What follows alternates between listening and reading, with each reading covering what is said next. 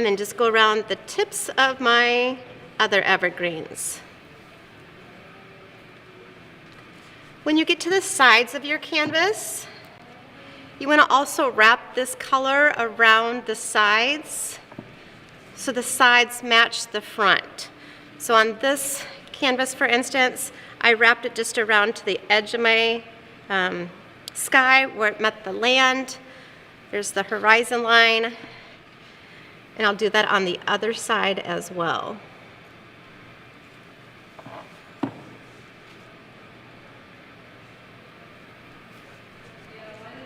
While you're painting, I hope you're listening to some fun either Christmas music or enjoying a hot cup of cocoa and thinking of warm, whimsical, fun thoughts about our winter that's coming not too far from us.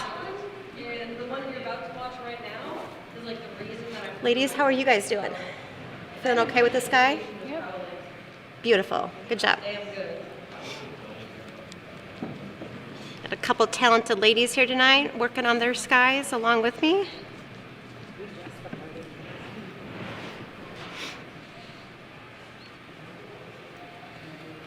And I didn't mix quite enough paint, so I'm just adding a little bit more color to mine.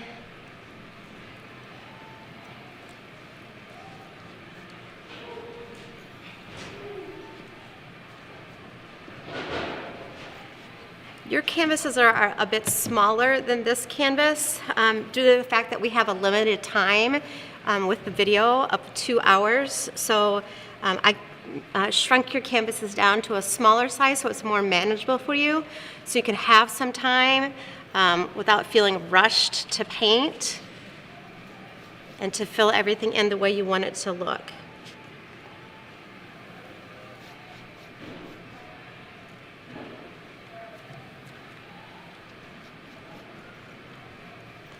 A lot of this painting that we're going to be working on tonight isn't going to be in the gray family, and then just pops of gold. I think that gold glimmer adds a lot of excitement, and then that red little punch at the bottom really becomes kind of the focal point to our composition.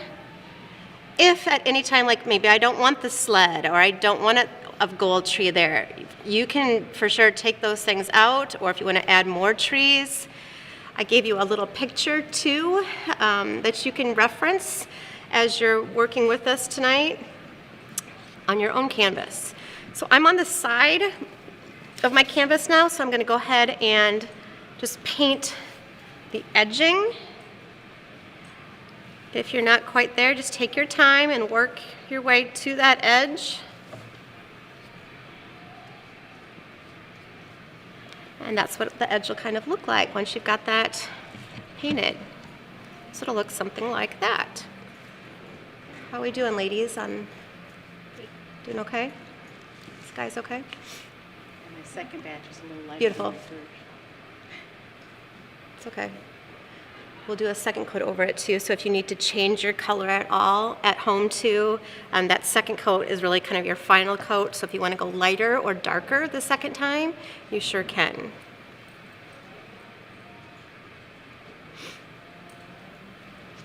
And I'm just kind of waiting right now just for our ladies to kind of finish up. Our next thing that we're going to do, and at home when you're ready, we're going to be working on that middle land piece. It's the darkest of the grays in the background, and I'm just going to make a really dark gray. So this one's going to need quite a bit of white again, but this time add a little bit more black than you did previously. That'll just make it a little bit darker shade. So I'm just going to be taking that white, and this time I'm just going to add a little bit more black into my white.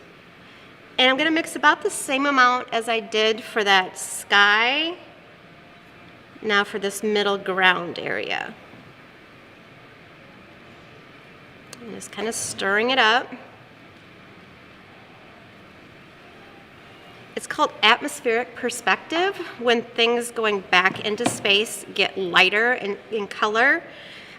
So what we're going to be doing is we're kind of building on that. Even though it's a flat two-dimensional surface, we're going to be building on that, making that darker land come closer to us, and then that sky is lighter, it's farther away.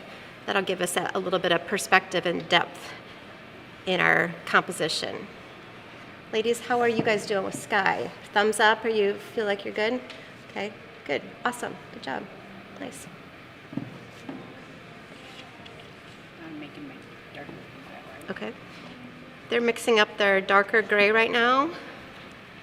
And then once you get your darker gray created, and you got a pretty good amount painted, of paint to work with, we're going to do the same thing that we just did with our sky. We're just working downward from the top of our canvas down. As I go down, I just want to go right to the edge of my trees and to that building. Go slow as you edge around that to get a nice, smooth, clean, crisp edge. And then again, we want to wrap the sides of our canvas to make sure that there's no white of the canvas showing when we're all kind of finished with that. So I'm just going to take my paintbrush and I'm just kind of wrapping the edges with that darker gray color.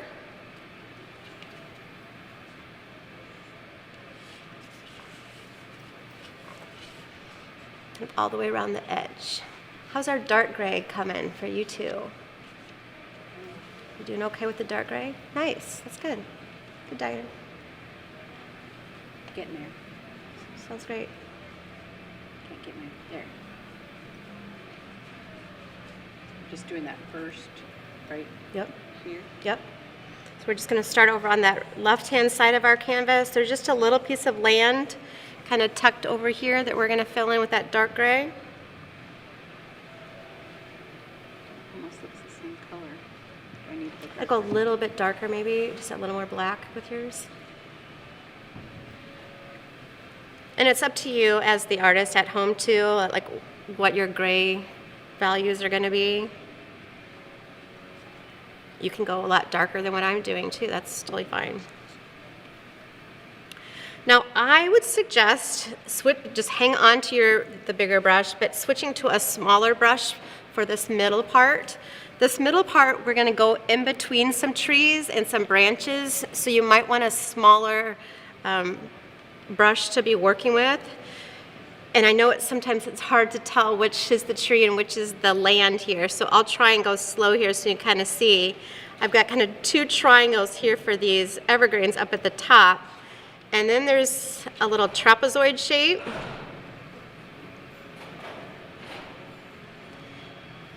And I'm going to just take my smaller brush now. It'll give you a little bit more control. I'm going to outline that area. And then I'm just going to go ahead and fill that area in with that darker gray. And I'll just hold tight and wait to make sure our ladies are still with me.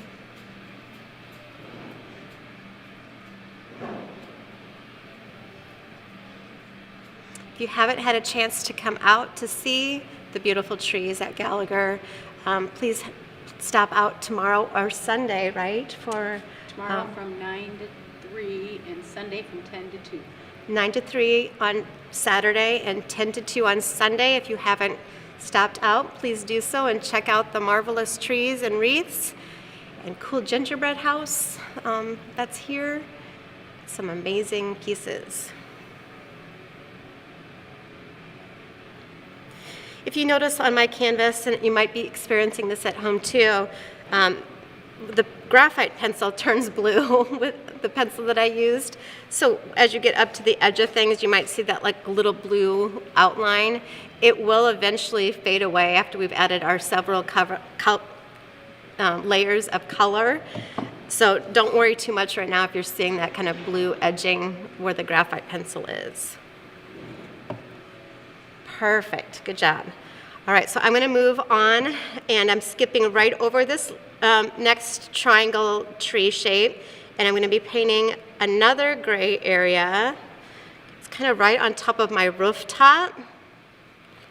I'm going to call this building a chalet, but you can call it whatever you'd like to. Right on top of the chalet. whose roof is covered with snow. A big snowstorm has just come through this area. And we're just going to stop that gray right on the roof.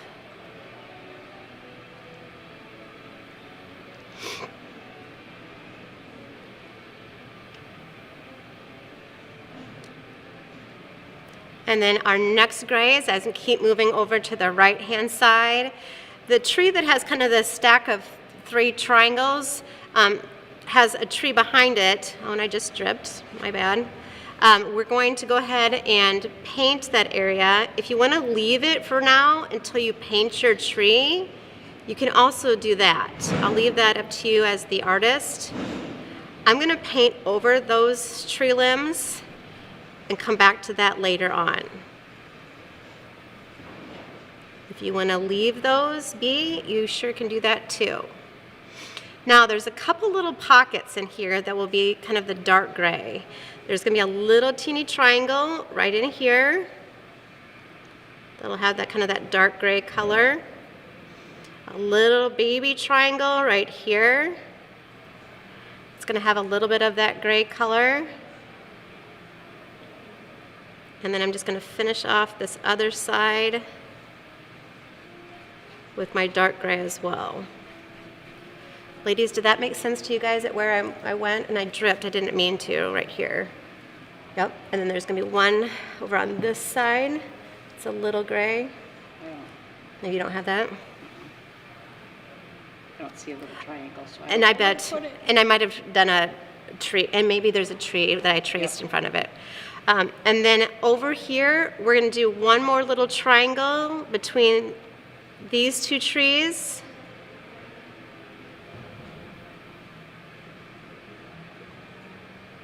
And then after we've got that completed, the last thing is this whole big space over on the right-hand side. So I'm just gonna lay my little brush in the water and kind of swish it out. Go back to my bigger brush. And with my bigger brush, I'm gonna go ahead and fill in this whole area all the way to the right-hand side.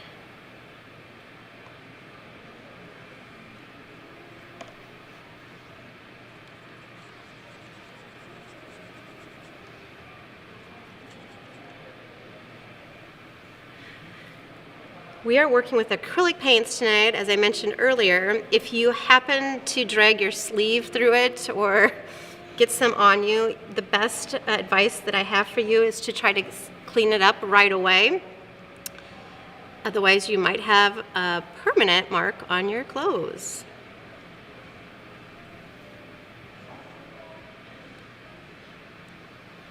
I am kind of a messy painter. You can already see my hands. I've already got my hands in the paint. You might be a tidier painter than I am, though.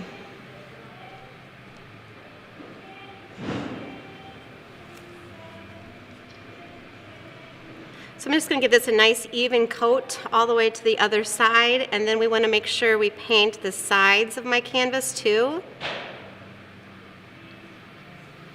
So I'm going to go to the edging of my canvas.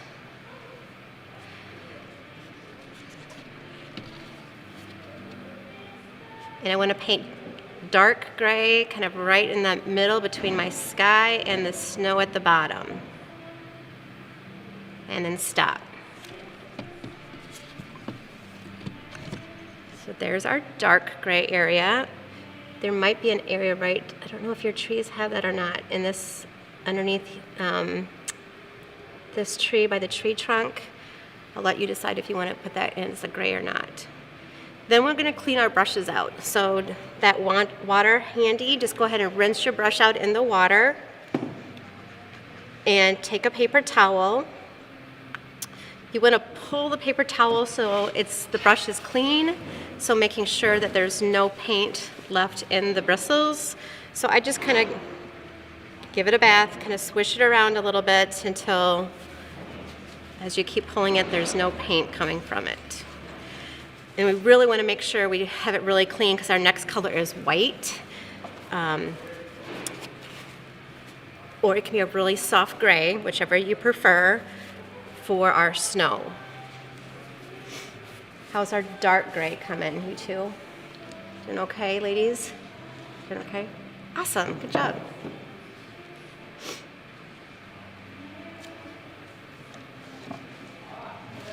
Gorgeous, good job, nice. Get it all? Yes, you did, good job. So we're gonna give the ladies just a few minutes. If you wanna go ahead and, if you're at home and you're finished, you can go ahead and clean out brushes and make sure you have some white that's clean if you're gonna do white snow at the bottom. The one that I did over here, the finished one, is a really soft gray. So it's a lot of white and just a tad bit of black. Just a very, very small amount. But this time I might just go straight white. We'll kind of see maybe a little bit of a difference between the two. Are you using the bigger one or Bigger brush.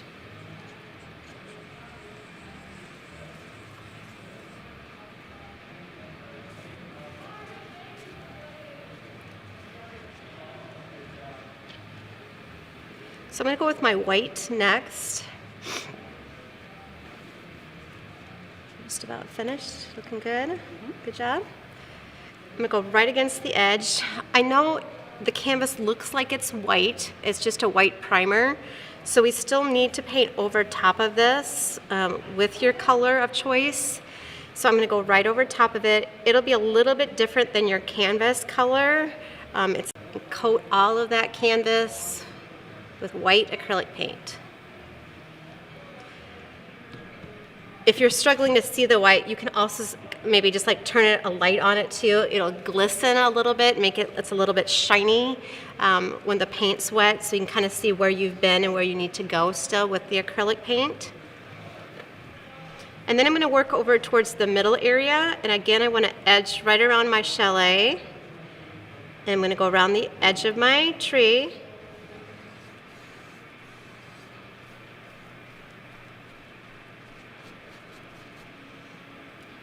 All the way to the bottom. In a few minutes, I'm going to have you turn your canvases upside down, and we'll get the bottom of the canvas painted as soon as we get all the way across.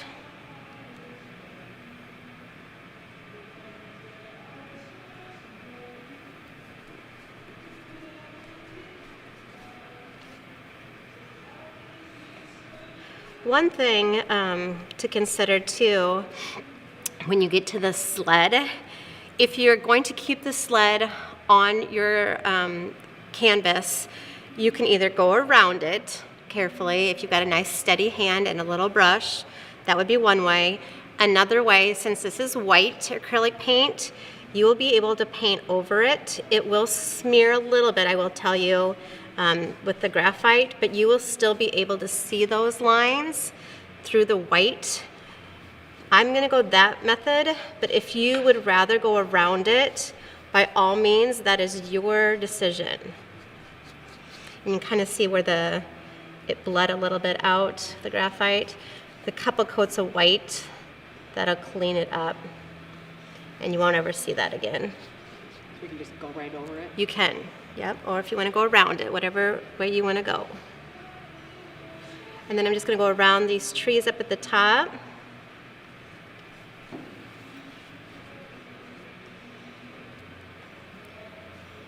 And just give everything, all the ground at the bottom, a good layering of snow.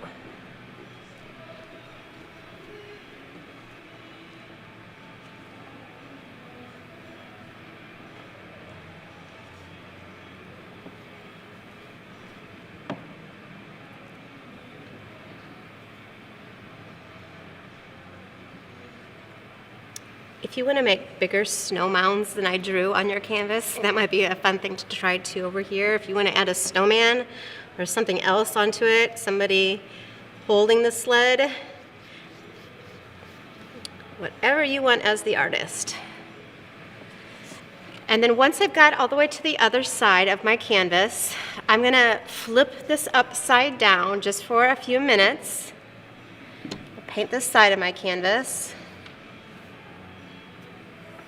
And I'm going to flip this upside down because my sky, that light gray color, is dry now.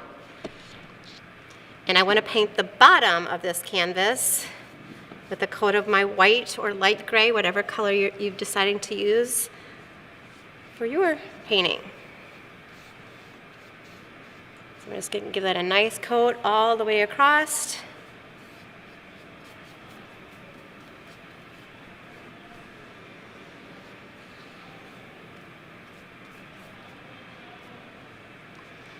And if I see any other little spots that I need to touch up, I might do that too.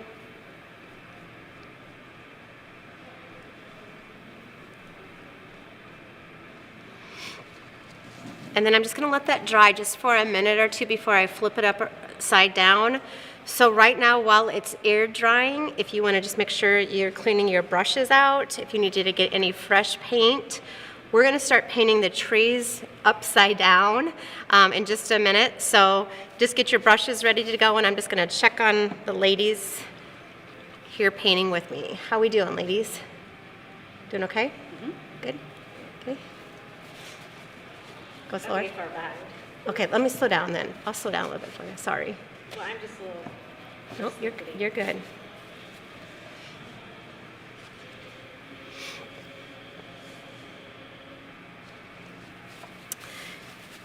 And then etch on your plate. If you want to pull out any of the colors, I gave you each of you five colors to kind of play around with and mix with. You can do your trees any color that you'd like to. They could be all gold, they could be all black. You could do a combination like what I've done up here. Again, it's your choice as the artist. I'm gonna just start with this really big tree that's upside down right now, but it gives me a good opportunity while this is drying to get another step finished. And I'm gonna go back to a darker gray. So it'll be a darker gray similar to the one that's on the finished one.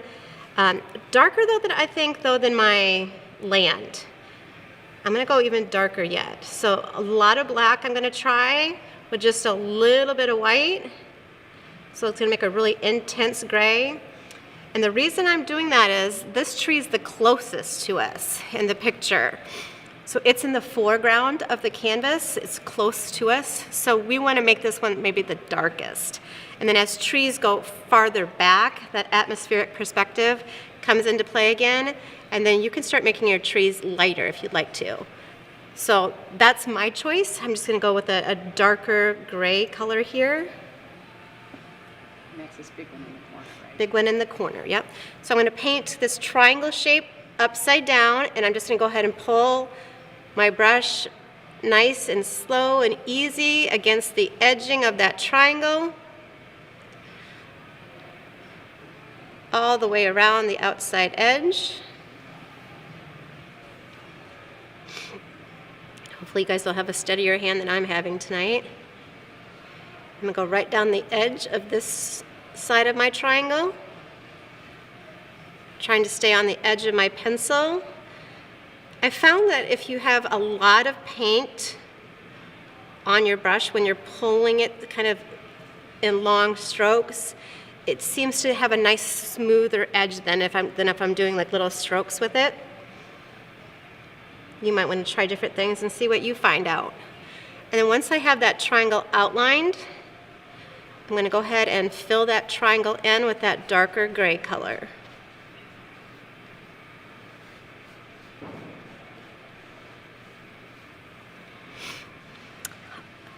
Here also we have a tree trunk.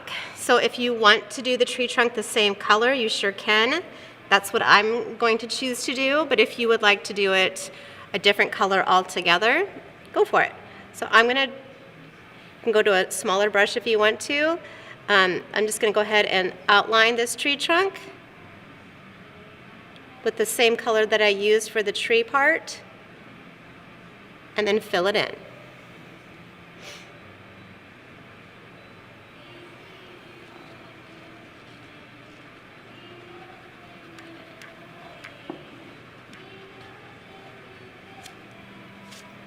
Lovely, good job. Got two talented artists in here working really hard with me. I love it so much. They're doing a great job.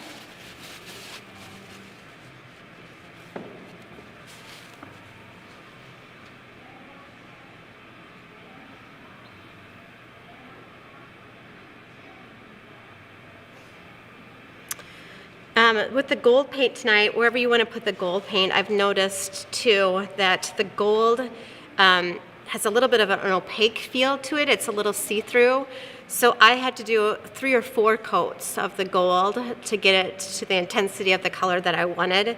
So that might be something to consider too when you start placing, if you're going to put gold on any of your trees, to maybe do that first and then let it dry so you have time to do those coats on that tree. I'm going to switch brushes now. So once I've got this bigger tree completed, I'm going to do a couple more trees with the smaller brush before I flip it around.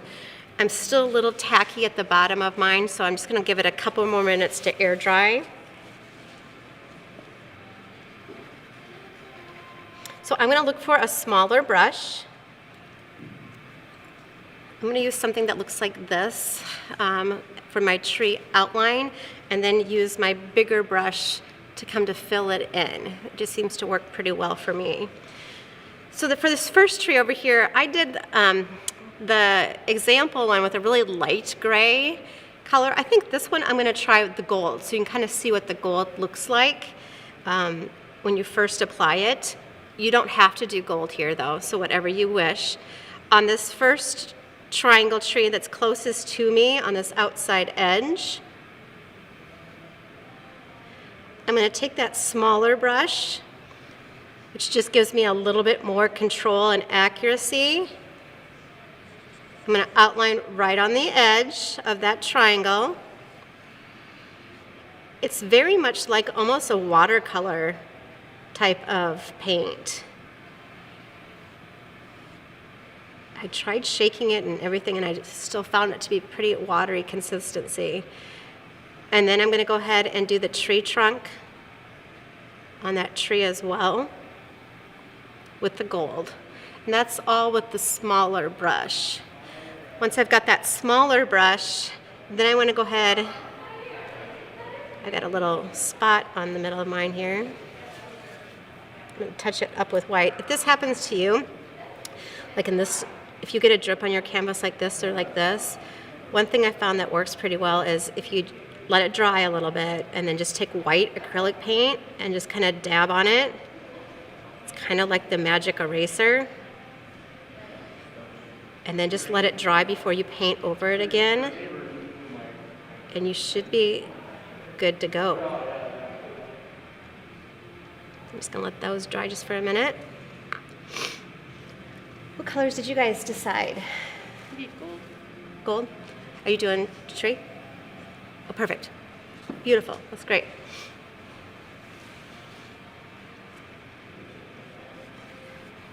So then I'm just going to go ahead and fill this tree in with my gold.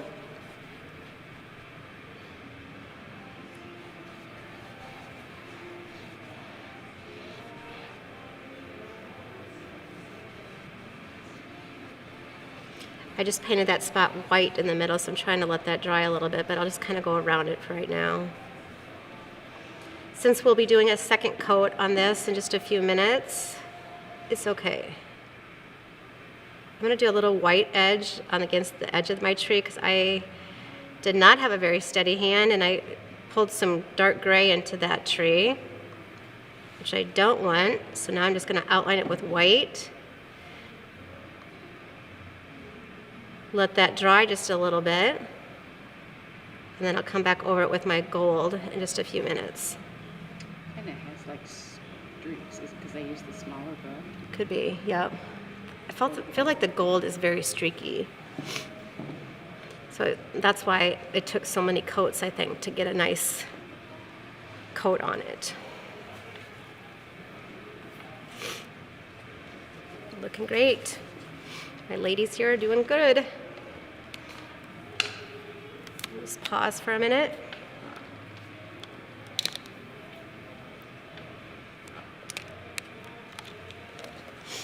I'm going to flip mine upright. So either if you're working on an easel or if you're just working at home on your table, your way is fine. I'm just going to turn mine back around so it's easier for you to understand which one I'm working on.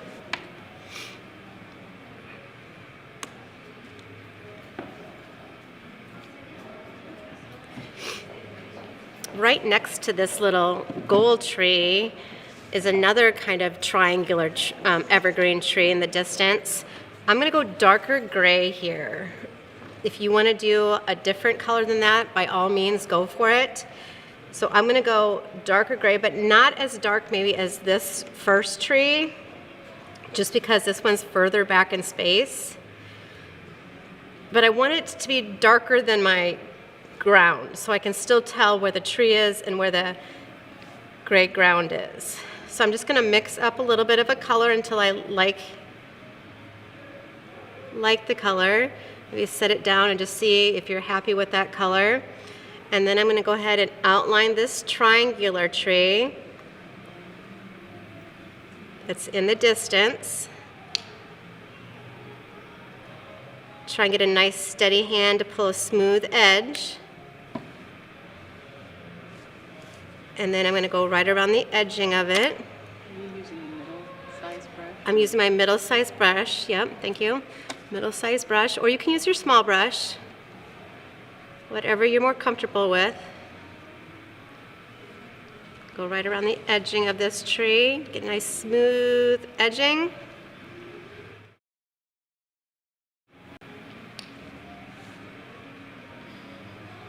And then I just want to fill this in with this color. This is all of our underpainting still. Just trying to get the color on the canvas is the main idea.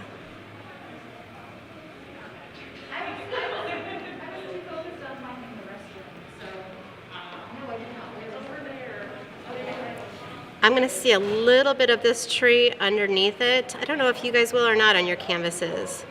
I'll have just a little bit of that tree under it. So I'm just going to do a little thin line of that dark gray color right underneath there.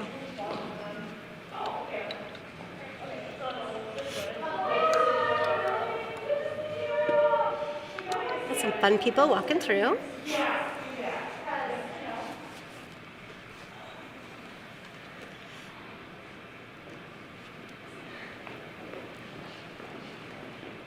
Checking out the trees. It's a beautiful area.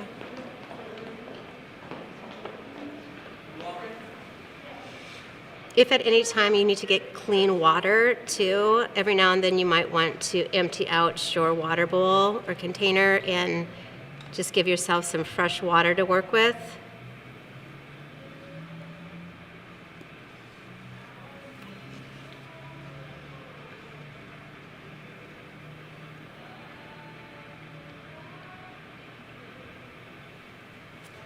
Good job, ladies.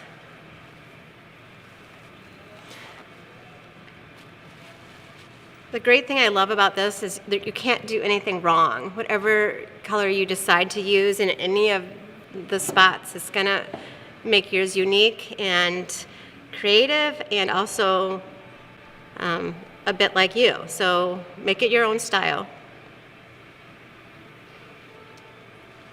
So, Jody, do you think this right here is part of that tree? I too? do. Okay. There's like a little piece of that triangle tree that's going to be tucked underneath there. You can see it. I'd love to see all the canvases that you complete at home too. I think that would be always fun to see what people make at home.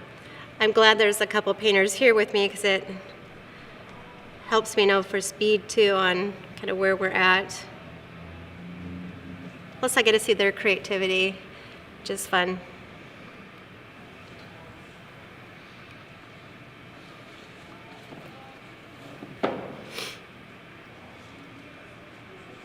The next tree that we're going to be painting together is this, probably maybe my favorite one. It's the 3 triangles stacked on top of each other. For this tree, I'm going to go light gray this time, a really soft gray, kind of maybe like the sky color.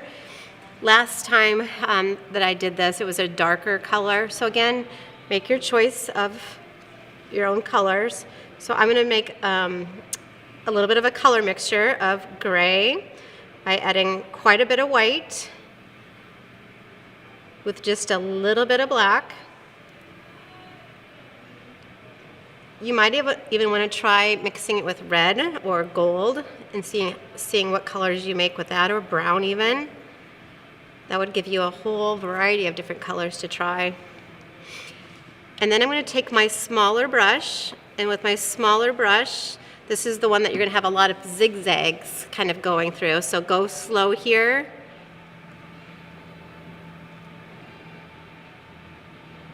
As you kind of edge around the outside of the tree.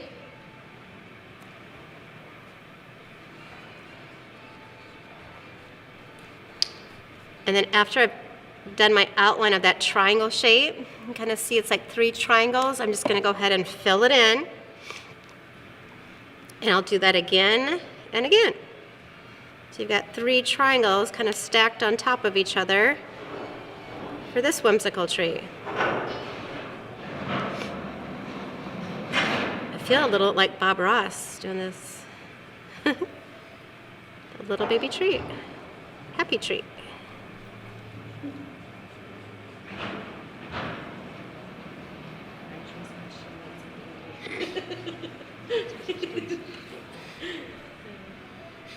Wait till these frozen. Uh-oh.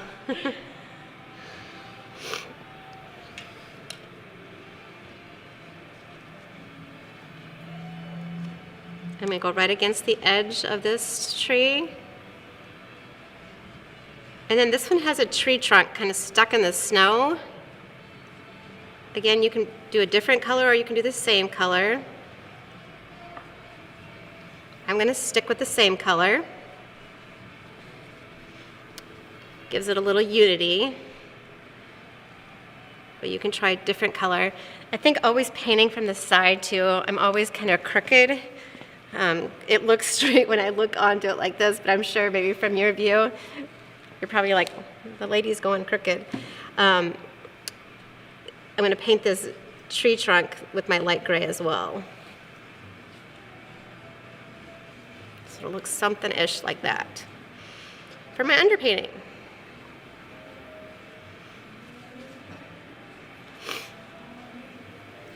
How's tree number 4 coming for you two? It's brown and the black, and it did come up, but it's a different color, so it's okay. Okay, good. Got some different color mixtures happening. I love it.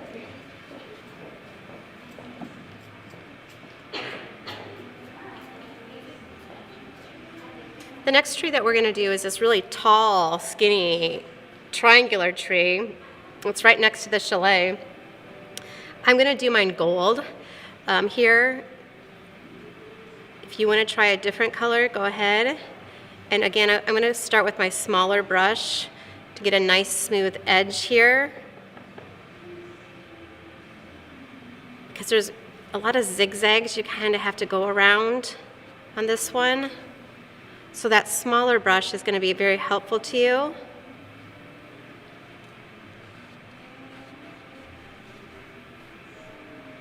As you kind of fill in those areas.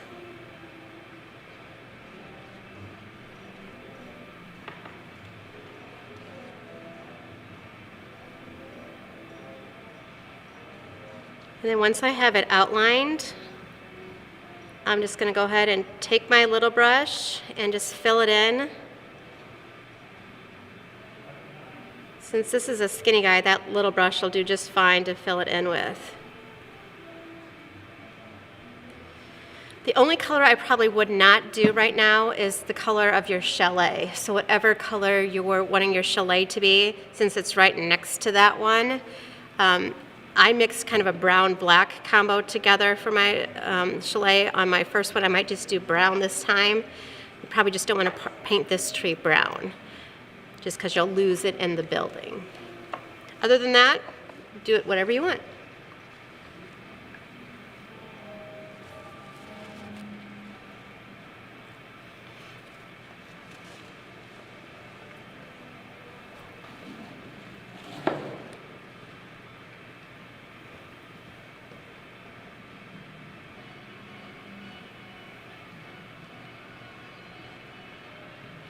There's a little Do you guys have a little baby tree back here and a bigger one next to it? Or do you just have one tree? I've got 1, 2, 3. 3 left? So this is just, it's like one big one Yeah. on yours. Okay, very good.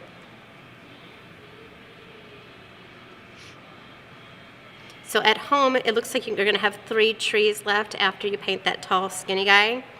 For mine, mine's just a little bit different. I just drew it a little bit different. So I'm gonna have 2 trees here. It'll be the same as what you're doing though at home. I'm gonna go with a really, really light gray, I think, with this first tree.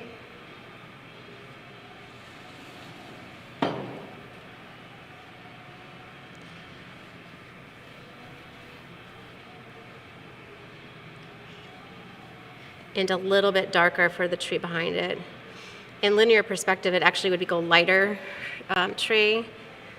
And maybe I could go lighter. Maybe I'll go lighter. Go lighter tree back here. Changing my mind here. Go lighter tree in the distance. I just don't want the same color as the sky. So whatever color your sky is, just make sure it's not the same as your trees back here. So they'll stand out on their own.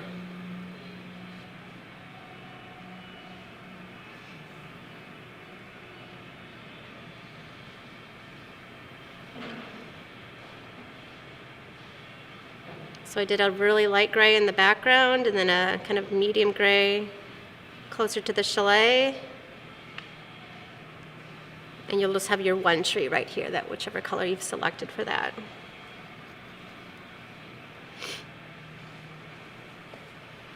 I love things that sparkle and shine, so I'm gonna do gold again for this tree coming up, but if you're don't want as much gold, switch it up a little bit. So I'm gonna take gold, I might mix it with a little bit of brown this time. So mix gold and brown together. Just gonna make that gold a little bit deeper, darker. And then I'm gonna paint this big tree behind the chalet with that almost bronzy kind of color.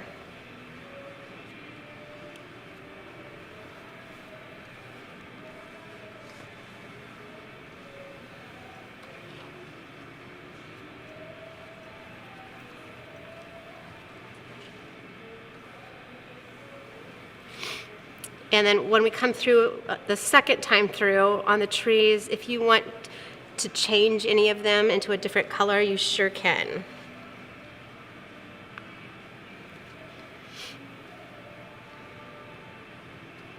Or you might love all the trees you've made and want to leave them just as is. That's fine too. I have 1 tree left in my composition. And what I'm gonna do is kind of a gray tone one, maybe in between like this one and that one, kind of the grays. So I'm gonna do a little bit of my color mixing on my plate again, or your palette. A lot of mixing happening. And I just wanna make sure it's darker than my sky.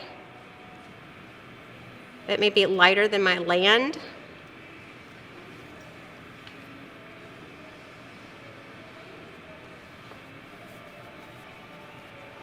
So play with that color consistency until you like that mixture that you've created.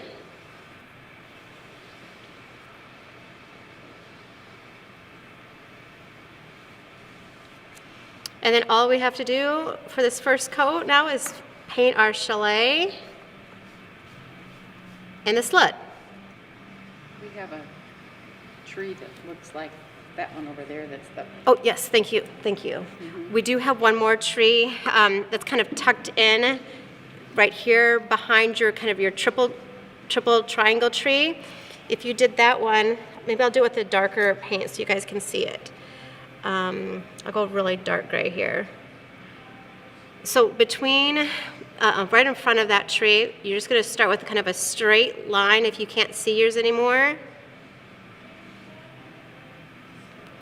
And for this one's kind of fun. So with this tree, all I'm gonna do is basically arrows pointing up. So all I'm going to do after that, I've done that base of the tree trunk, then I'm just going to do swoop, swoop, and it looks like an arrow going upward. And then you can make it your thickness of branches, however thick you want to go. You can make them longer or shorter. If you can still see the pencil lines, you can trace right over top of those.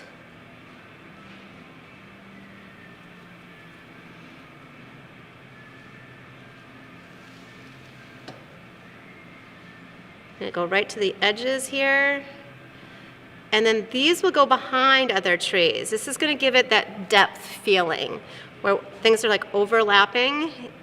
So something's in front of something else. That always gives you like kind of the feeling of depth. Something's going back into space.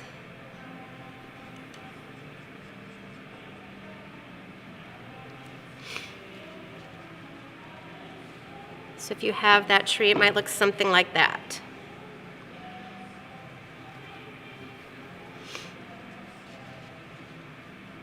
Looks like I forgot this tree trunk back here. If you want to add that in, go for it.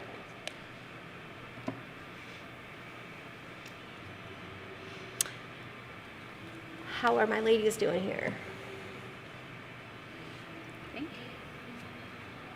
Okay. Do I want this one to do that? Probably. This size brush to do the one you just did? Yes, I use the small one, but you can use medium-sized brush too for this one that has like the little arrows on it.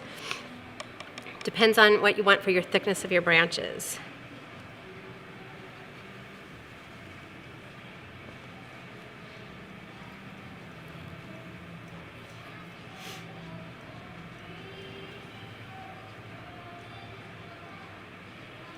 These ladies are doing a great job right now. They're working on their trees.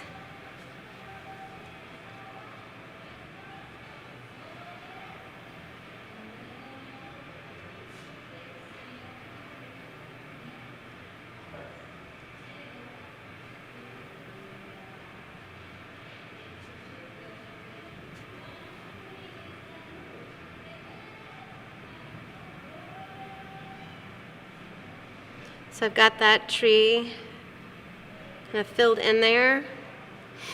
And then I want to kind of work on creating my chalet. For this one, I did brown and black mixed together for the building itself. If you would want to do your building a different color, if you have a different color at home even if you want to use, that's fine too. But I'm going to do mine kind of just straight brown this time.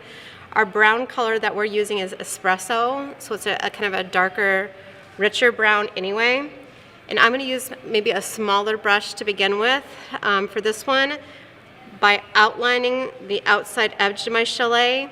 The rooftop we're going to pretend like is covered with snow, so that's going to stay white. So right against that edge of the rooftop, I'm going to run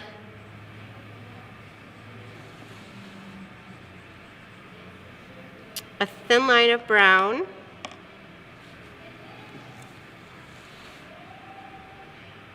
And then I'm going to carefully go around each one of my square and rectangle shaped windows with that baby brush. So all I'm going to do right now is just kind of edge them. Just taking my paintbrush and pulling the paint right against the edge of those windows.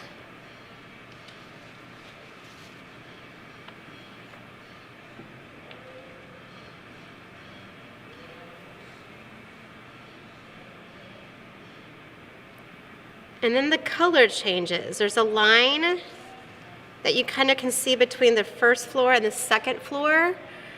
So we've got kind of like, here's the first floor, second floor, and then there's kind of like a third floor. Right above first floor, there's a line that's going to change our colors to kind of a cream color. So that's where I'm going to stop with the brown. Go around these windows, the squares, just nice, steady, smooth hand. Just edging right against the pencil line. You just take your own time, you work at your own speed. If you need to stop the video and then replay it, You sure can.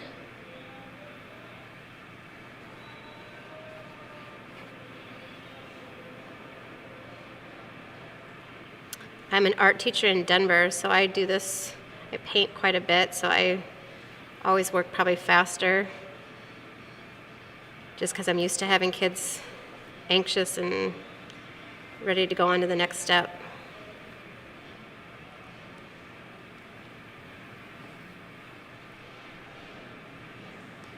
But feel free to slow yourself down. You take your own time with your piece and just get it looking the way you want it to look.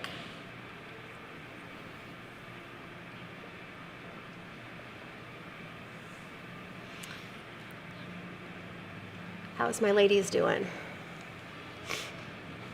Gorgeous. Really good.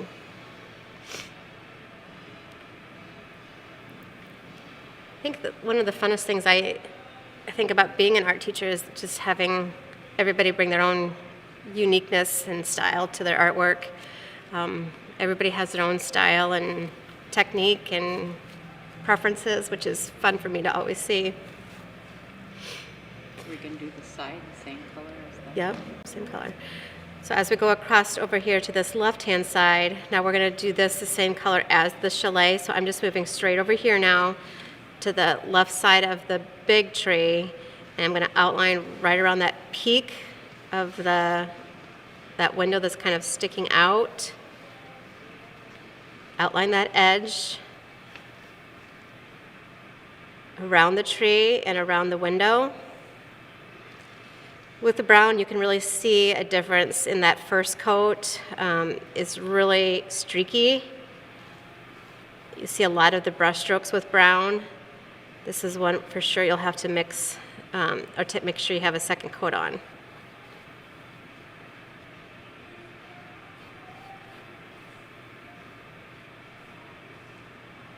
So that's what my chalet is going to look like for the top floor. Top two floors, I guess. Good, ladies. Those look really good. So we have to do the grays in here, aren't I? That's the triangles you were talking about earlier. I figured it out now, finally.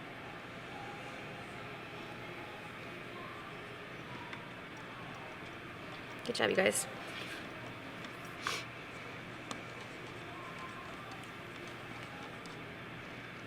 We'll do the snow on the roof, the windows, and then we'll move down to our sled. And then we have our first underpainting completed. We'll get to do it all again. So in just a few minutes, you'll have your main canvas pieces filled in, and the second layer makes it just come alive. I'm going to get some clean white, just because my white's getting mixed with a lot of black and gray colors. So I'm going to just add some fresh white for my snow on my roof. If you need to get some clean white, you might need to do that as well. Or if you want to make it a light gray, it's up to you.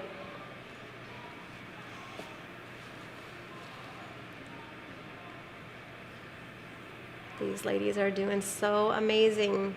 Be anxious to show you guys what their pieces look like at the end.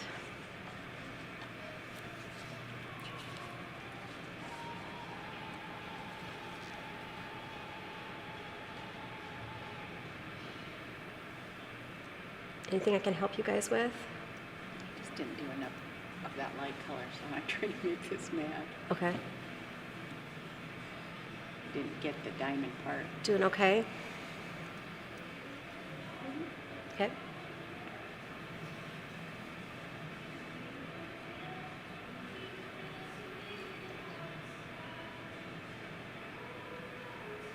Yeah, that's a good idea. Just that little dabbing. Ladies. So I'm going to do the snow on the roof of my chalet next. So I've got my medium brush. You can also use a small brush here. Just make sure the brush is really clean when you're working with it, especially if you're doing straight white. And just be careful not to touch anything wet. I'm just going to do a nice even kind of base coat on the rooftop.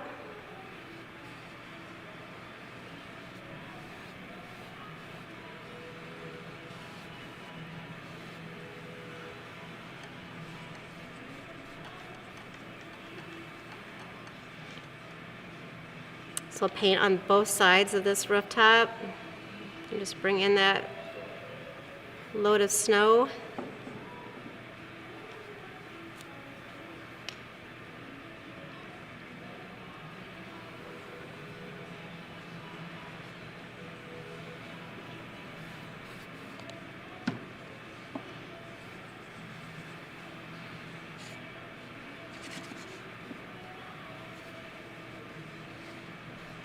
And I'm just going to paint that in.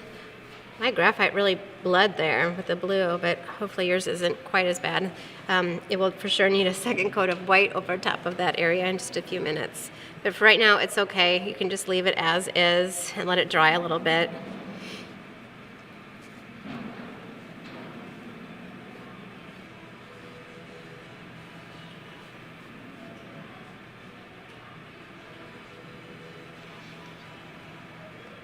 I'm going to do my windows black in my chalet. If you want a different color though, that's totally fine.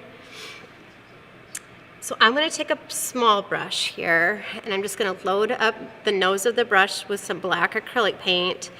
And then for these smaller squares, I just want to go nice and easy and slow, outline the shape first with my square, and then I just kind of do a wipe out. Just kind of wipe out the window, fill it in, edge it, and then wipe it out.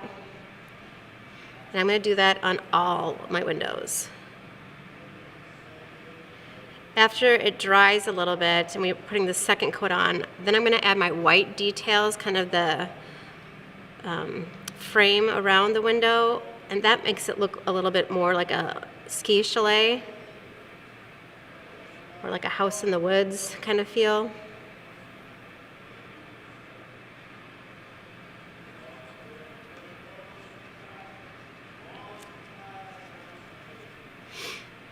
So that's going to be my top floors.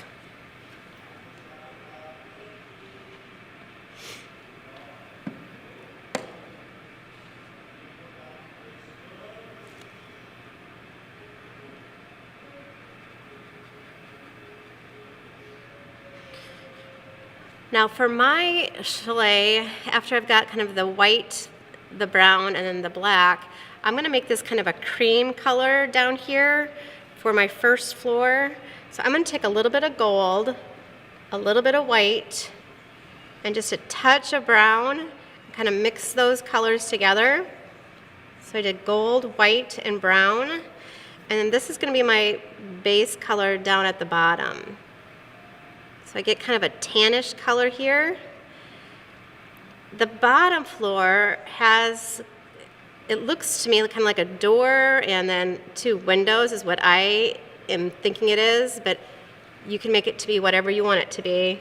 So like this is the doorway into our chalet when you get over the hill of snow. And then we've got two side windows on the left and the right sides.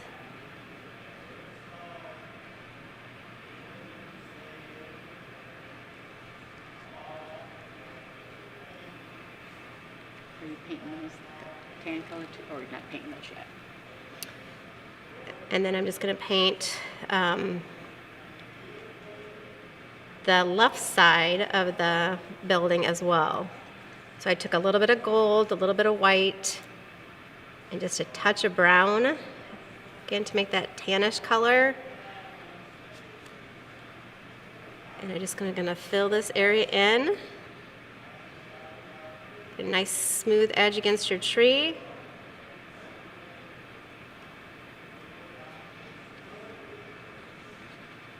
And that'll be the main floor.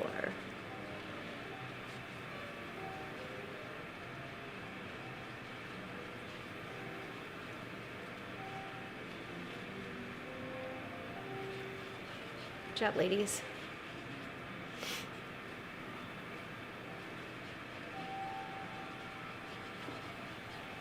And then these windows, I'm just going to do all black again.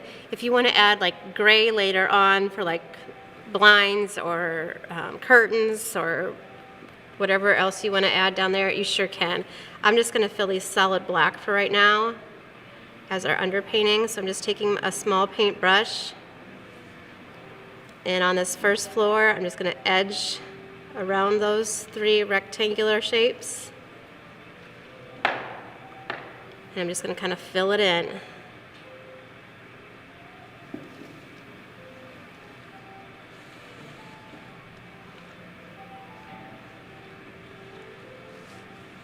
Go at your speed.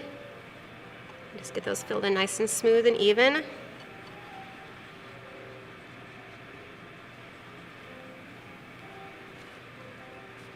And then the last thing we have to do is the sled down here at the bottom. I'm not exactly sure where to stand so you guys can see this easily. I'm just going to kind of crouch down. Hopefully that'll be okay.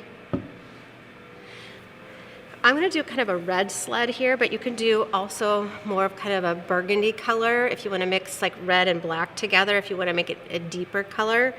You could also play with like red and brown together even. You can make it pinkish if you want to with the red and white. So whatever you feel is going to suit your needs.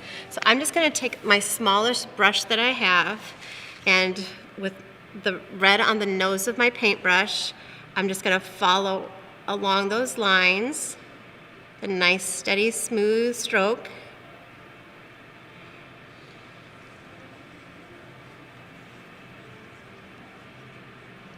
If you're struggling at seeing those lines, one thing you can do is take a pencil and draw them again if you're really struggling at home. I just don't like to always see the pencil lines, so that's kind of why I painted over it, but whatever helps you. Or if you just want to look at the image that I gave you, that kind of reproduction, that little small artwork, to look at as a reference, that might be another idea as you're working through your steps of your sled.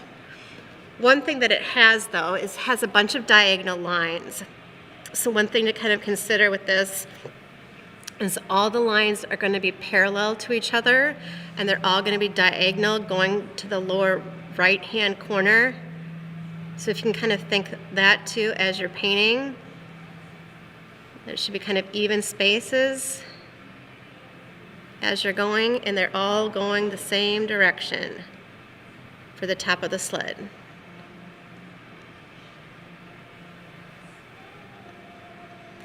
And I think when I was drawing some of these, some of them have maybe like 6 pieces of wood, some of you might have 4 or 5. I think they're different on everybody's canvases, so everybody's will be a little bit different probably.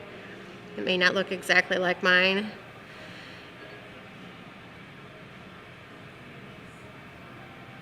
Diagonal lines in a work of art create movement. So anytime, if in a drawing or a photograph or a painting, there's a diagonal line in it, that kind of gives it kind of an action or a movement of some sort.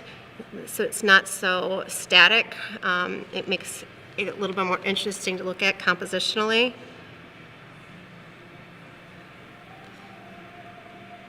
So I painted those 4 straight diagonal lines, kind of all going in the same direction.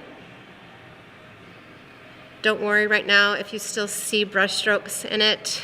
The second time through, it'll make it darker and more intense in color.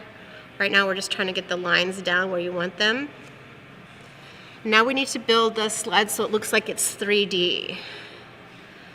So to do that, we're going to make kind of a box shape. So we're going to draw 4 lines that are going to go vertical, straight up and down. So I'm going to go 1, 2, and then on the back side, 3,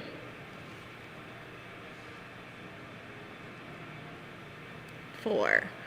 So it looks like if I connected all those together, I'd make kind of like a box shape. That's going to be the lines that hold the sled part from the runners, kind of up together. Then I'm going to draw 2 more lines. These lines are going to be diagonals that are going to crisscross to connect these 4 lines. So I'm going to go 1,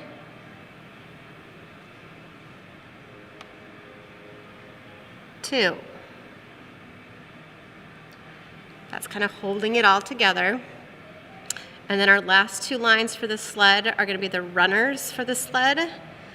For the runners of the sled, they are symmetrical, meaning that they're exactly the same length and size. So kind of starting up at the top, the longest diagonal line that you have, you're going to start up here, and I'm going to curve inward, and it's going to go right underneath those two long vertical lines. So it's going to go really smooth, long line back. And then our second runner is going to match that one. This one's just going to be a little bit smaller because it's further back in the composition. It's not as close to us, so it's going to be smaller in size. So I'm going to curve this one, and this one's going to connect the back two vertical lines.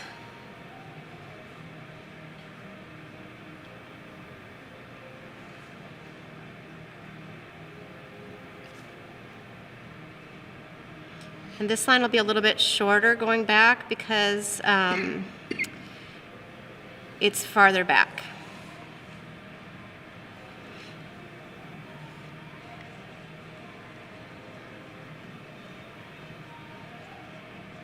I'm just going to run one more line of red over top of it just to make it a little bit more intense right now for those vertical lines. And then we just need to let it dry, and we'll do it again.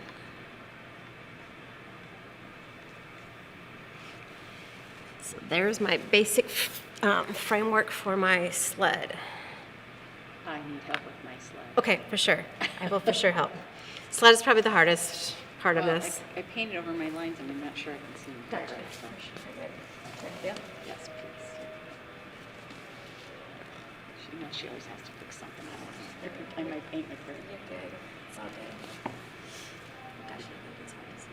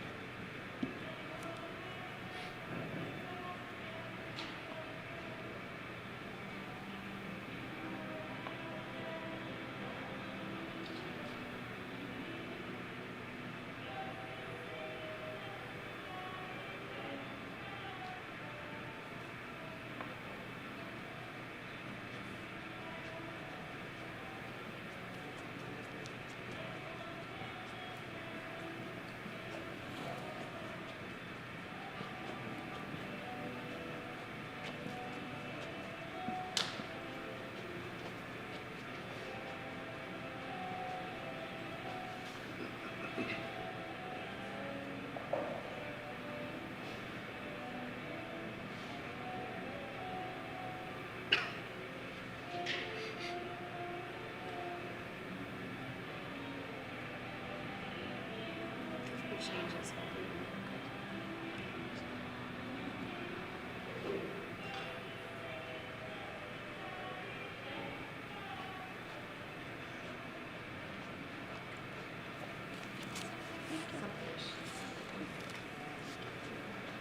This one. All right, so take your time with the sled.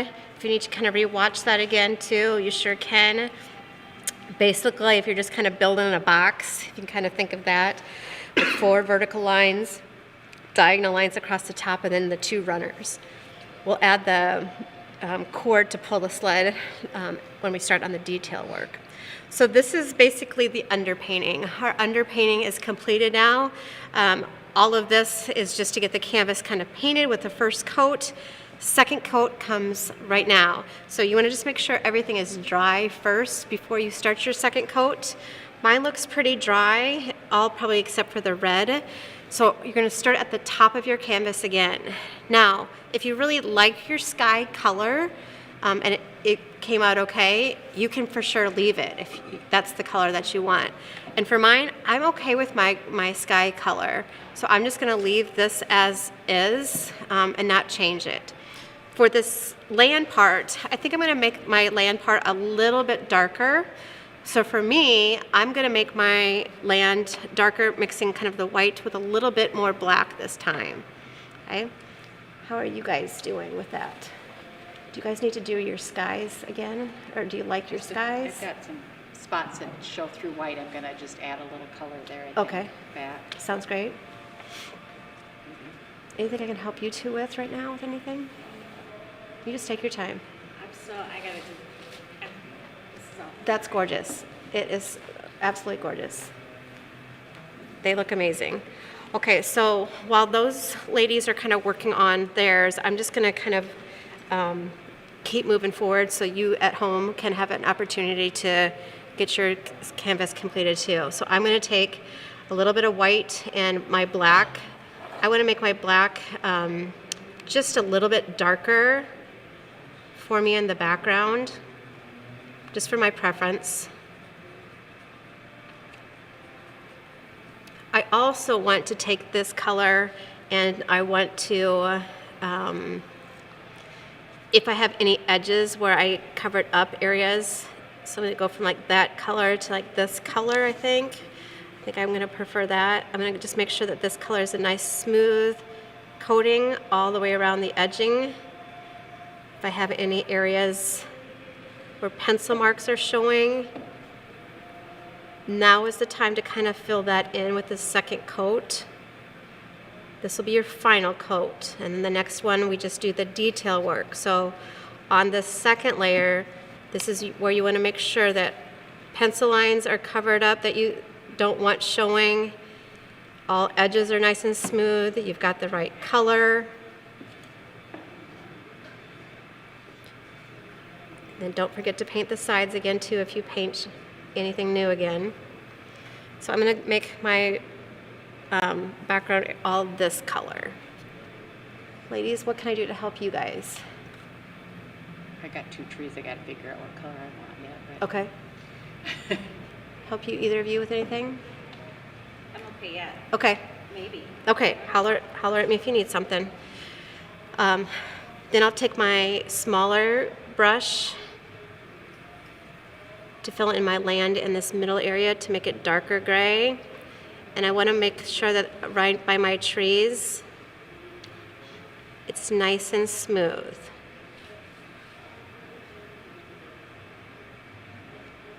So even on my rooftop here too, make sure it's nice and smooth. I don't want to see any pencil lines, so go over that and make it darker and cover it. And then I'll do that same thing all the way across.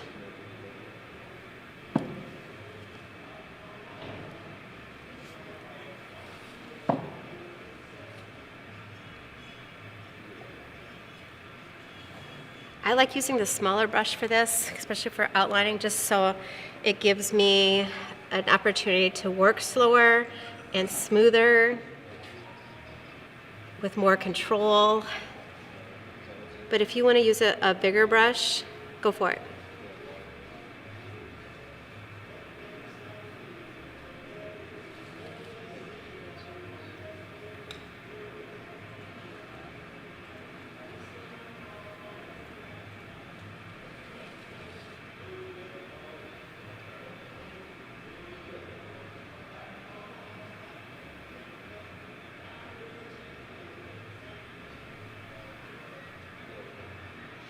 And then I'm going to go ahead and just paint the rest of that gray too. On mine here, I can definitely see like the pencil line that I want to try to get rid of. I don't want to see that anymore. So just making sure that I have it coated well enough here to get rid of that would be ideal.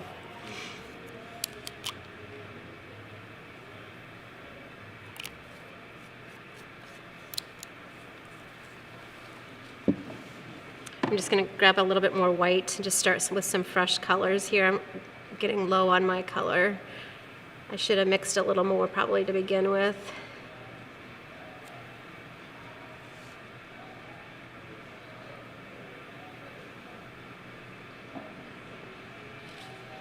A little bit more black.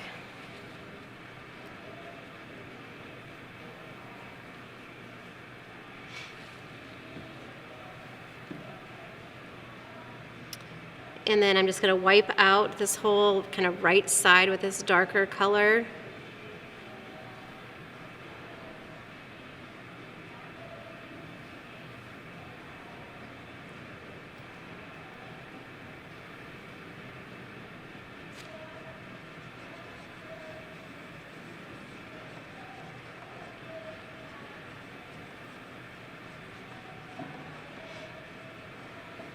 Probably use a smaller brush, probably would have been easier right there.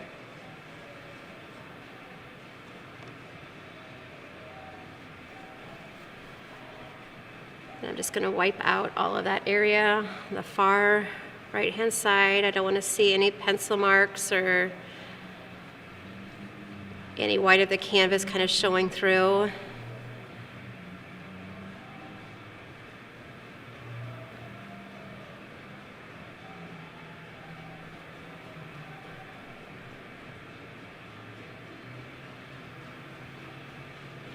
If your paint starts to dry ever while you're working with it and you like still need that color, sometimes just adding like a drop of water into it and then re-stirring it will activate it enough to get you through an area without trying to like recreate that color again.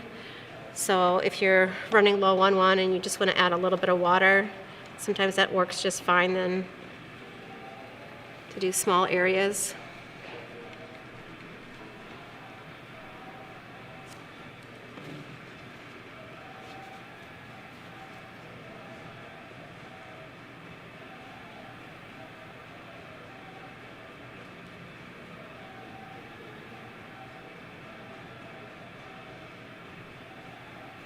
I'm going to give it a little bit more of a hilly background, so maybe just more curves in the background too. If you want to have yours more hilly, that might be something to consider too.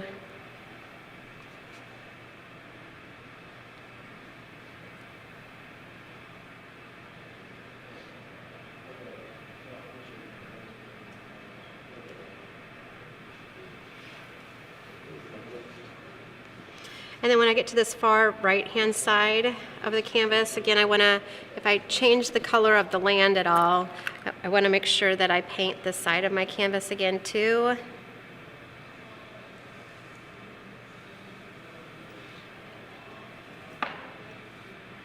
Just so it has matching colors.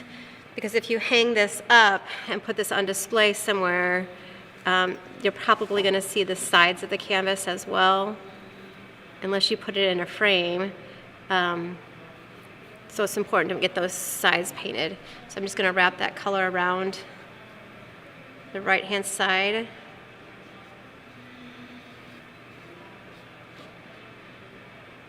And just kind of wipe it out.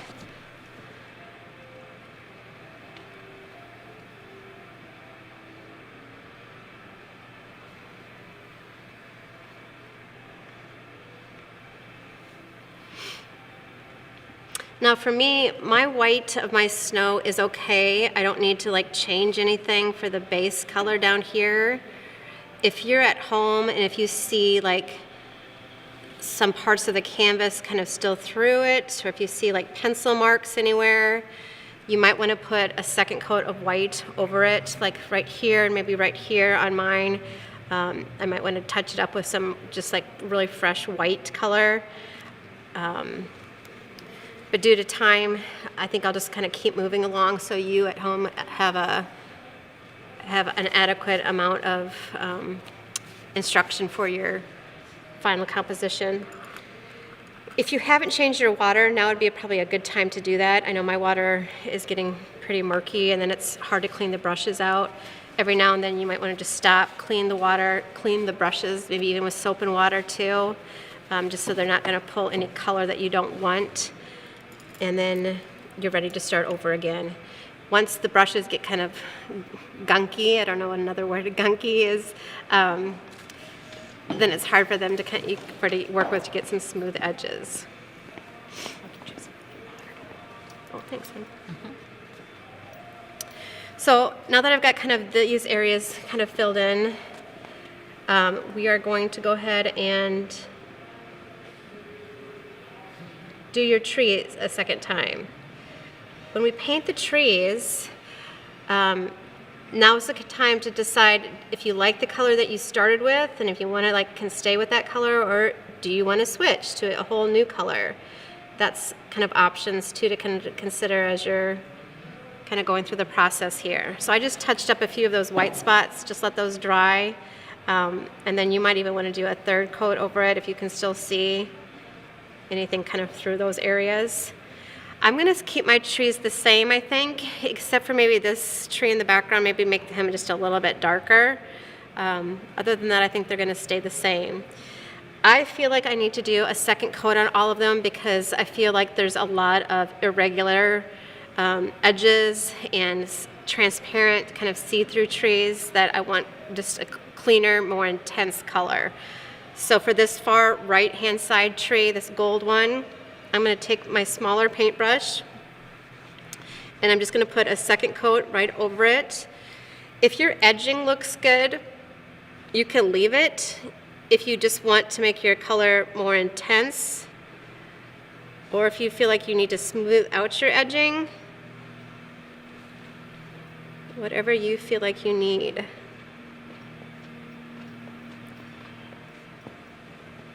So I'm putting a second coat on this gold.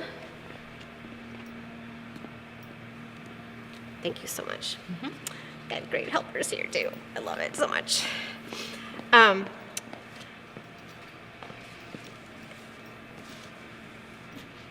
So I just put a second coat of gold on it. Already I like the color just a lot more, it's just a lot stronger value. It's not so see-through-ish. You might even want a third or a fourth color of gold when you're wherever the locations are with your gold. Ladies, how are we doing here? Do you guys need to do second coats on sky, land, or snow at all? I did my snow. I just Okay. did my tree. dark, but I don't like my sled, so I want to paint over it. Okay. Can I? Yeah, for sure. Let it dry first. Make sure there's no wet spots or it'll smear for you. If there's an area like you're like, oh, I'm just not happy with my sled, or I'm just not happy with that tree, just make sure when you're going to paint over it, you're going to paint over it white, and you want to let it dry completely first before you paint it white. Let the white dry, and then you can change it to whatever you want it to be, okay? That's the great thing about painting is you can always make changes as you go kind of with it.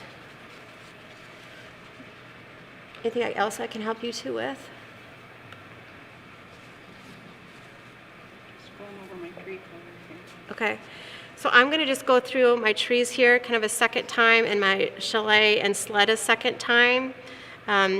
After that comes the fun part. The fun part is adding all the fun decorations to your trees and snowflakes. So be thinking as you're kind of painting through this, like what kind of line designs do you want? Do you want to do polka dots, or do you want to do stripes or zigzags, or do you want to do vertical lines or horizontal lines? Anything goes on the trees. Whatever you decide to do, it'll make your artwork look amazing when it's completed. So I'm just going to quickly go through each of my trees here with you. One more coat on the chalet, and then we'll be ready to do our detail work. So I'm going to go with this tree right here. This tree kind of blended in with that background, so I'm going to lighten that guy up just a little bit. So I'm going to go just a lighter gray with a smaller brush kind of in the background, and I'm just going to pull this guy out again so we can still see him. The second coat, I really want to make sure everything is nice and smooth and even. I love the second coat is that it just makes everything feel more finished, kind of a more finished product. Get rid of the brush stroke lines. The colors are stronger. The intensity is richer.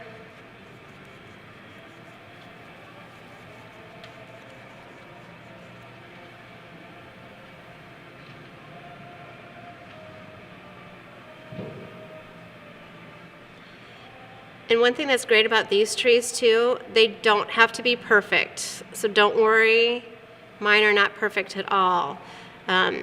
Once you start adding the line patterns to all of them, they start to kind of take on their own personalities. So if you don't have a smooth edge, or if you don't like the color exactly, it's okay. They're going to change again once we add the detail work.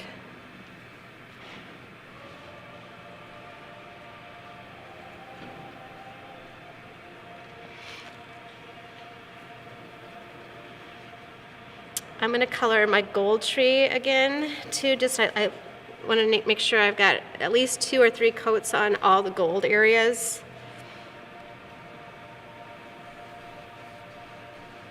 Just because I like that brighter gold.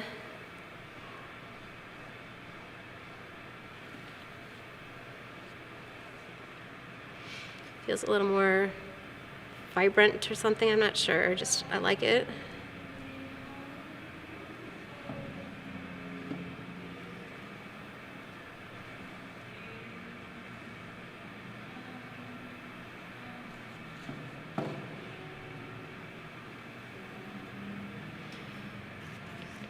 And then that other tree, I mixed brown, white, and gold together. So we'll do a little color mixing on this guy.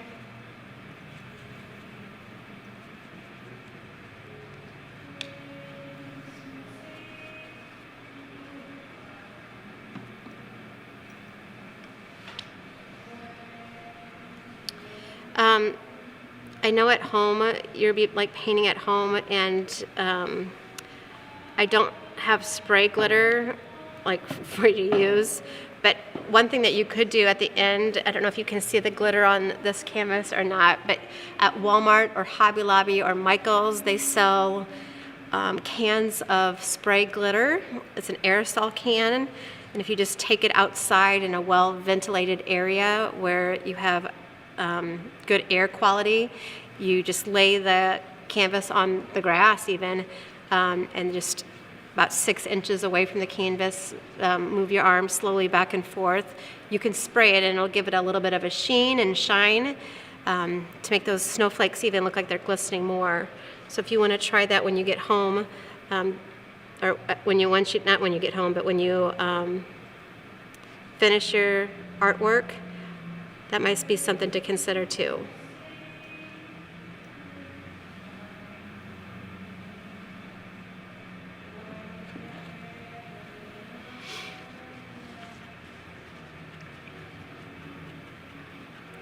All right, I'm going to change 2 more trees, and then I'm going to work on my chalet one more time. For sure the brown.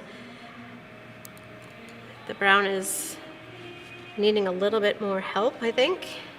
So I'm going to do a darker gray, I think, in this background tree, just to make it pop out a little bit more.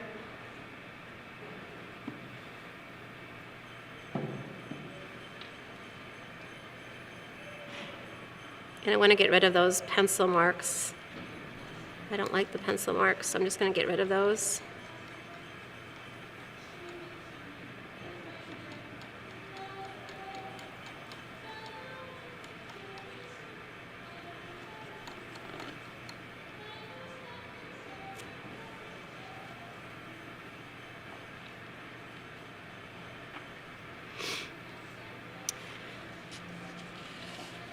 And I think I'm going to leave the other ones, maybe just this one might change up a little bit.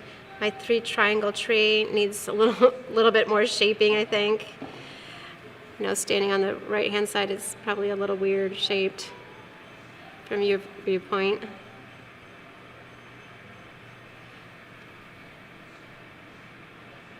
And then I just want to let these trees dry. So once you get all the trees looking like the way you want them to look, you want to let them, make sure that they're dry before you start adding any details to them, just so nothing gets smudged or smeared. Unless you want the colors to blend. If you want like colors to like blend together, then you do want to do it wet into wet. But if you want one to stand up against the other one, you want to make sure it's dry.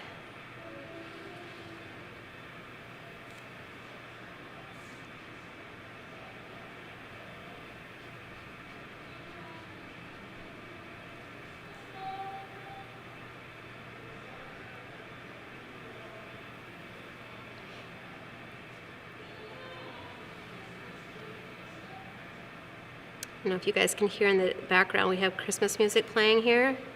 It's the first Christmas music I've heard all year. I love it.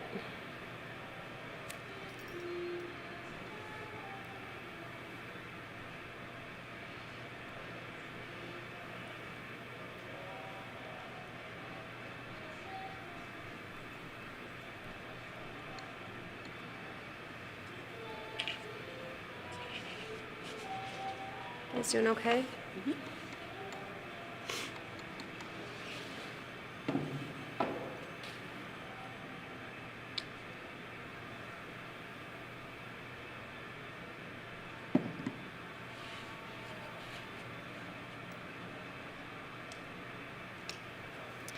Okay, so I've got my trees completed. I'll just let those dry a little bit. When you're at home, you might want to like be really precise on like making sure like all your sky is like evenly smooth.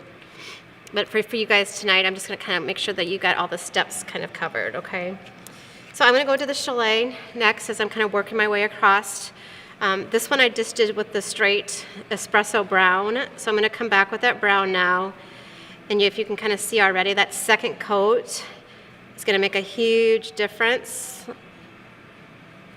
Just making sure that everything is not so see-through or opaque. And just a smoother kind of final finished piece.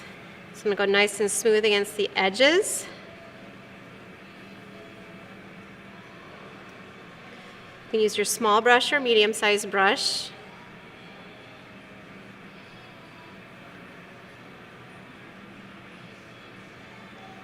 So it looks kind of like that.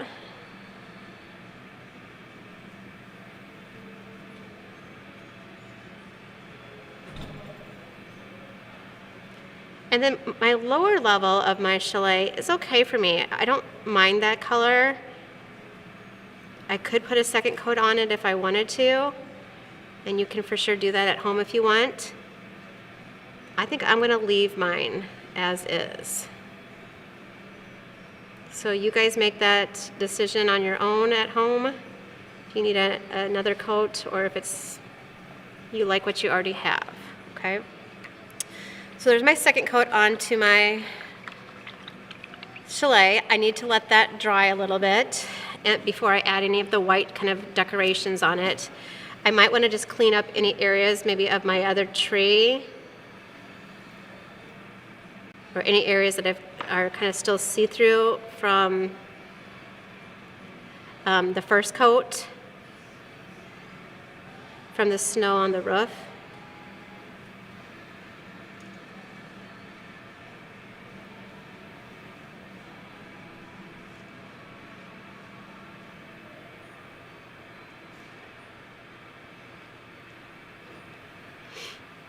How are we doing on time? We doing okay on time? Okay. All right, so I'm gonna move just a little bit faster so I make sure I get all the details done with you guys. So I've got all of my trees on. I'm just gonna pretend like I've done a second coat on the sled. You'll need a second coat on your sled at home. You just take your time and you're just gonna put a second coat over top of what you've already painted. That'll just make it a lot more vibrant. If you want to change the color on your sled the second time, that's a really good time to do that, okay? For the windows of my chalet, I'm going to do this next. You're going to need to find the smallest brush that you have. So for the smallest brush, I'm going to use just a little bit of white on kind of the nose of it. And I'm just going to outline right on the edge. And I'm just going to pull a nice smooth square if I can.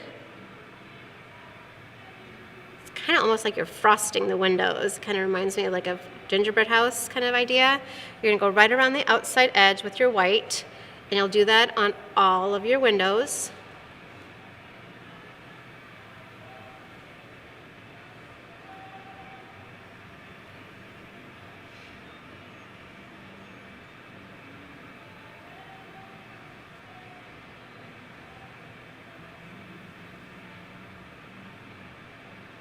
And then once you have all of your windows outlined with that white, then we're going to put a plus sign kind of through the middle of it. If you want, you can also leave it like that. If you want to just leave it so they're like squares. I would do 2 coats at home if you have time over top of your windows. Let that first coat dry and then do a second coat over it just to make it nice, crisp, clean, white. And my brown is wet right now, so you can kind of see the brown is coming through it a little bit, but that's okay. I'm going to also do the white around those lower 3 black rectangles. That one I did gray, but you can do whatever you wish. If you want to add a chimney on this too, that'd be kind of cool. Whatever you think. Okay, so once you've got that done, I'm going to take my paintbrush and I'm going to do a plus sign as skinny as I can, barely touching the canvas. I'm just going to drag a plus sign through each one of those windows. So barely dragging it, barely dragging it, right through the middle. And on the lower windows, I'm going to add a little curtains on the left and the right side of window on the left and window on the right. And I'm going to pretend the middle one is the doorway, so you can just decide how you want to do that, okay? Once you've got the windows framed, I think it's easiest to make these dots, if you'd like to, around the chalet with the back end of a paintbrush. So I'm going to take the back end of my paintbrush. I'm just going to dip it into the edge of the white paint, and all I'm going to do is just kind of hop with it. You can probably get 2 or 3 hops to get kind of a clean, smooth circle before you have to reapply the paint. And then I'll do it again. 1, 2, 3. Reapply. 1, 2, 3. And then all it is just giving it kind of a little bit of an edging and decor, jazzing it up a little bit if you want to give this a try. 1, 2, 3.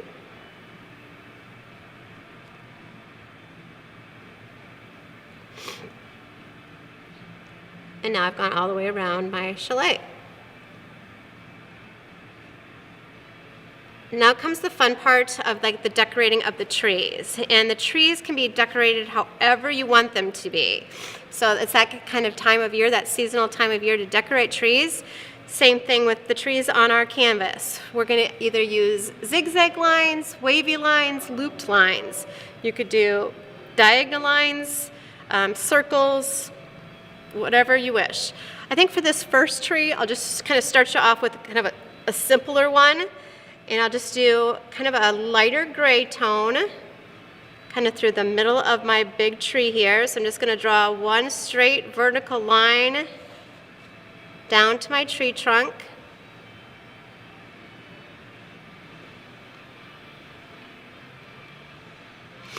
And then once you've got that line on, all it is kind of V shapes kind of coming down. So I'm just going to take that same kind of color, or you can add different colors too, and all I'm going to do is make a V. So I'm going to go down, up, down, up. And I'm just going to fill up my whole tree with that pattern. That's one idea.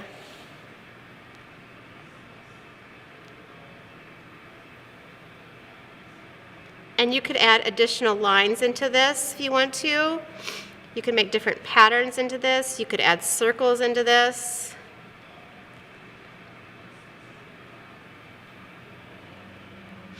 However you want your tree to look.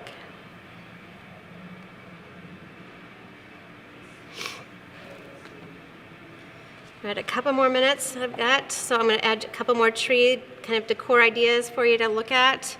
Let's do this tree in the background. Right behind the chalet, if you want to do horizontal lines, sometimes it's kind of fun to do a pattern of color. So thinking about maybe 2 colors that might work well together, I might do gold. So I might just run some horizontal lines first with my gold. and leave a little space in between. I don't know how straight those are, if they look straight or not from the front. And then I'm going to run a different color maybe between those two. Since this gold is so light, you also might want to do a second or third coat at home, whatever you wish. And then I'm just going to choose white here, and I'm just going to run another skinny line of white right between those. So I'm just making a pattern on my tree. Kind of reminds me of garland a little bit, if it was maybe a little bit more curved. Until you kind of wipe that area out, okay? Another idea for the trees, if I'm going to keep moving kind of across here, would be just like circles on your tree. And if you just mix colors together, if I took gold and white and mixed those two colors together, makes it kind of a soft color. And I can just make little circle patterns all over the body of my tree.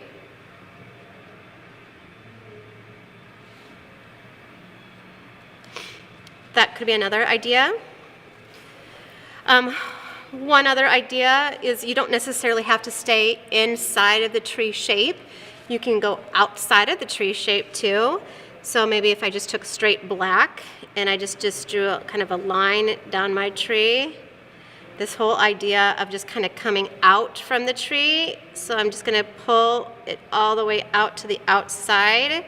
So go past your tree line this time. That'll give it a different effect than staying inside the lines.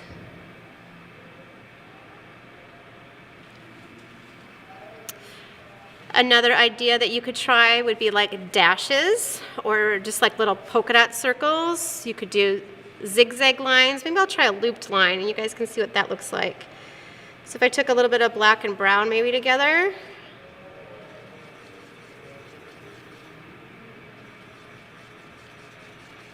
maybe a little bit of white with that too, just to kind of soften it up just a little bit. So maybe on this tree, we're going to do kind of a looped line. That might be kind of a fun, interesting pattern to try. It's like a bunch of cursive E's, it looks like. That might be an idea to put onto your tree. We could do a pattern of just diagonal lines also. So maybe with my gold and brown here, mix those two colors together. Maybe I'm just going to run some like diagonal lines on my tree.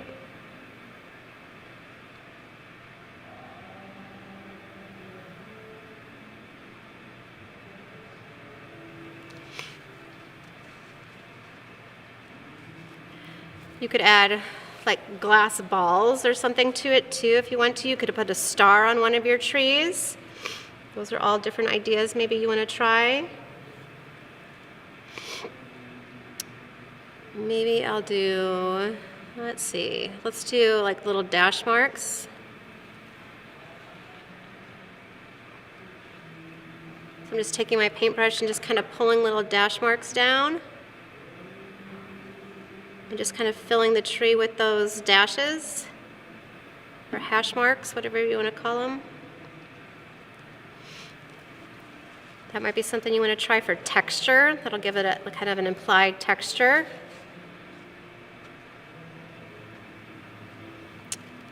You could even do like crisscross lines if you want to. You could do diagonal one direction. And then bring it back with the opposite way lines. It kind of looks more like a checkerboard. A plaid pattern.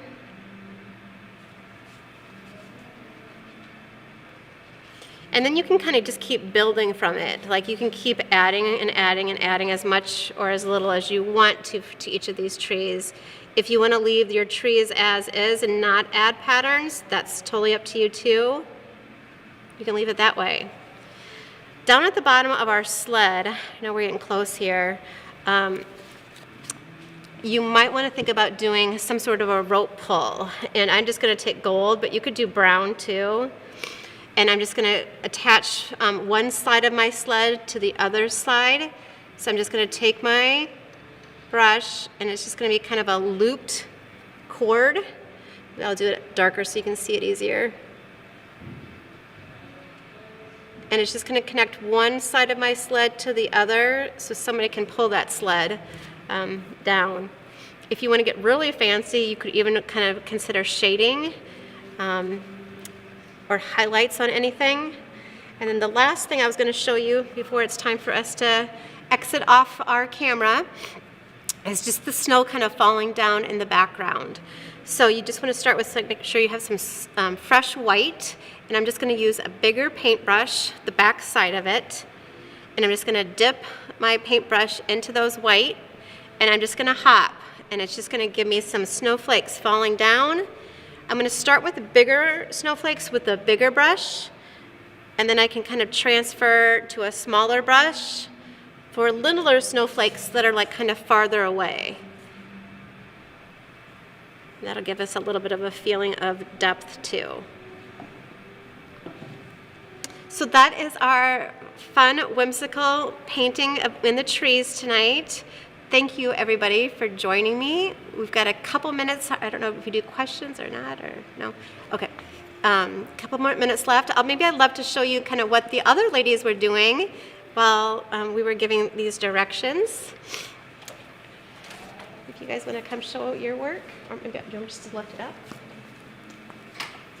Awesome. This is one piece by one of our talented artists here. Love it. She's got some really amazing looking trees and colors. She's got a great start going. Love it. Got one more here I'll show you. Another amazing work.